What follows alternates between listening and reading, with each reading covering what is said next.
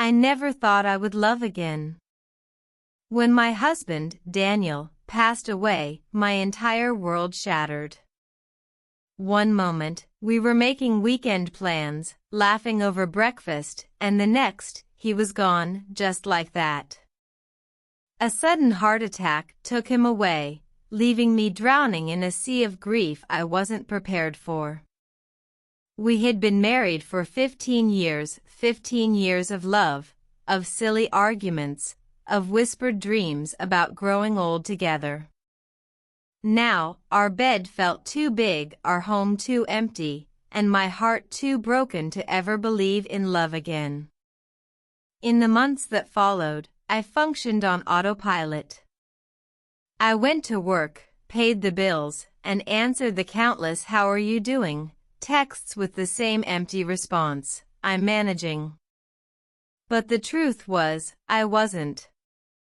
Every room in the house carried his presence. His favorite book still sat on his bedside table, his cologne lingered in the air, and his voice echoed in my dreams.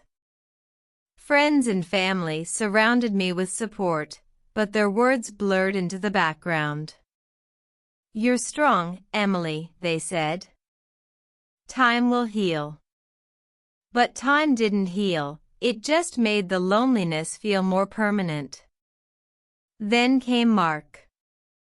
Mark had been Daniel's best friend since college. He was always around, Sunday barbecues, birthdays, holidays. They had a bond that nothing could break. But after Daniel passed, Mark was one of the few people who didn't try to fill the silence with clichés. He didn't say, "Everything happens for a reason." He didn't tell me, "You'll find someone new." Instead, he listened. One evening, about 6 months after the funeral, my best friend Olivia convinced me to come over for dinner. I hesitated. Socializing felt like an exhausting performance, but she insisted. "You don't have to talk much. Just sit with us," she said. Mark was there. I hadn't seen him in a while, and when I did, something felt different. Not because I saw him in a romantic light, not yet, but because he understood my pain. He had lost his best friend too. We ended up sitting on the porch, away from the chatter inside.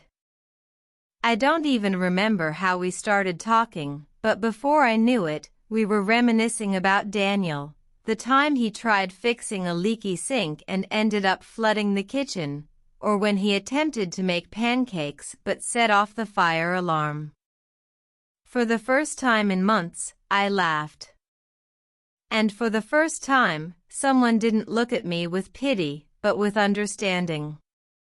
After that night, Mark started checking in more often.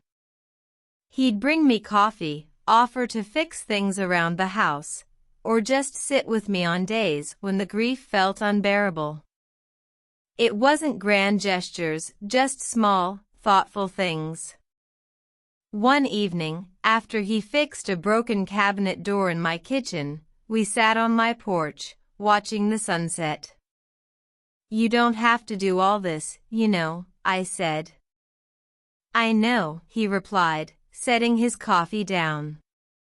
"But I want to." I wanted to say thank you, but the words felt too small. So instead, I let the silence settle between us, comfortable and familiar. It wasn't love. Not yet. But it was something. Feelings snuck up on me like an unwelcome guest. The first time I felt butterflies in my stomach when Mark smiled, I scolded myself. The first time I caught myself wondering what it would feel like to hold his hand, I forced the thought away. Loving again felt like a betrayal. One evening, as we were sitting by the lake near my house, I finally voiced my fears. "How can I feel this way?" I whispered, staring at my hands. It feels like I'm cheating on Daniel. Mark was quiet for a long moment before he spoke. Loving again doesn't mean forgetting, Emily. His voice was soft but firm. Daniel would want you to be happy. I blinked back tears. But what if I don't deserve to be? Mark reached over, gently taking my hand in his. You deserve love. You always have. His words broke something in me. For the first time, I realized that loving again didn't erase the love I had for Daniel. It didn't mean I was replacing him. It simply meant my heart was big enough to hold both the past and the present. We took things slowly. It wasn't a whirlwind romance, it was a quiet, steady kind of love that grew in the spaces between grief and healing. Mark never rushed me. He never demanded more than I was ready to give. He simply stayed. A year after Daniel's passing, I found myself standing in front of Mark's house, holding a bouquet of sunflowers, his favorite. When he opened the door, his eyes widened. I hesitated, my heart pounding. I think I'm ready. He didn't ask for what. He already knew. Smiling, he stepped aside, holding out his hand. And as I took it, I realized something. This wasn't a second love. It was a continuation of love. Because love doesn't disappear.